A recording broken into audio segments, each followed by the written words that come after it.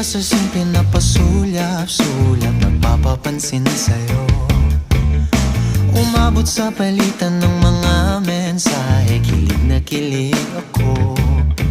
Kumusta, kain na, hello, magandang umaga.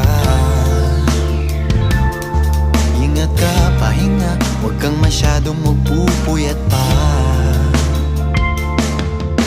Naramdaman ng puso na dahan-dahan akong nahuhulog sa'yo.